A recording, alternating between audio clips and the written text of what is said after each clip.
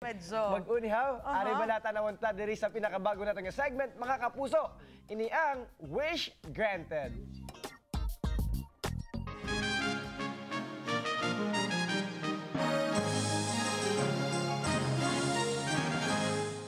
And speaking of media, kabalo-bala ka mo partners, nga we are actually celebrating today ang World Television Day. This is to commemorate ang petsa kung saan o giniwat ang pinakauna nga World Television Forum sa United Nations General Assembly sang tuig 1996.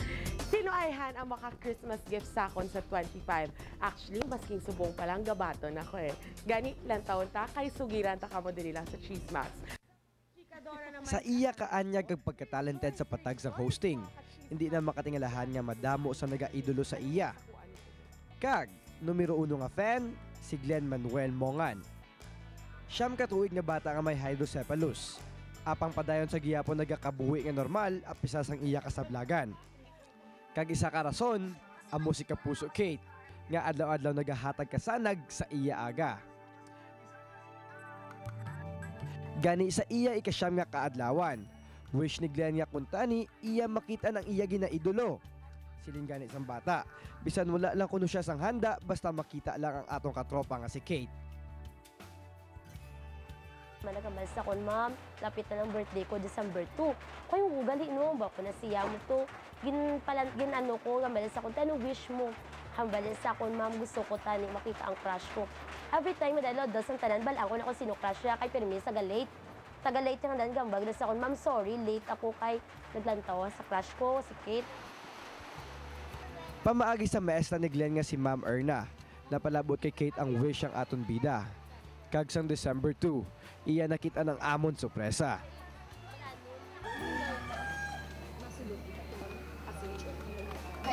Okay lang.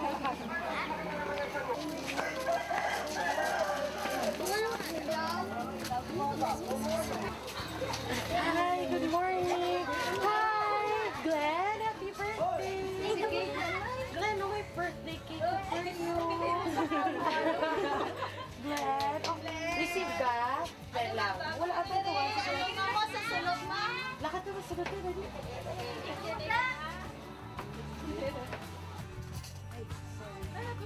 Na naguntat gid ang kalibutan ni Glenn sa nakita niya na ang iya ginaidolo.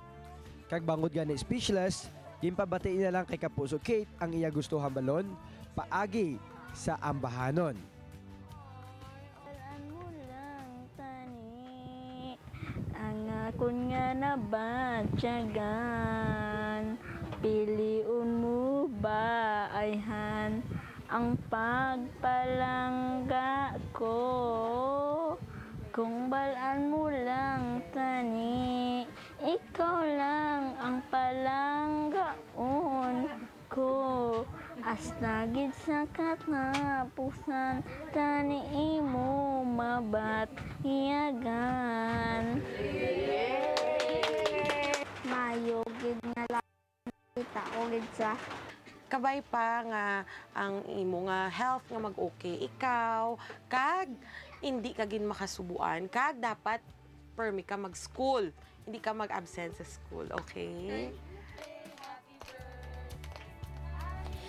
Gani kapuso kumiara kamo sang katropa naton sa arangkada nga gusto man makaupod subong nga Pasko. Ipalabot lang ang inyo wish sa amon. Kay base i-wish mo na ang sunod namon nga pagatumanon diri lang sa Wish Granted. Oh my gosh, as in, so, sa liwat, hindi ko magamhala ako. Sa liwat, happy birthday sa imo, Glenn. I mean,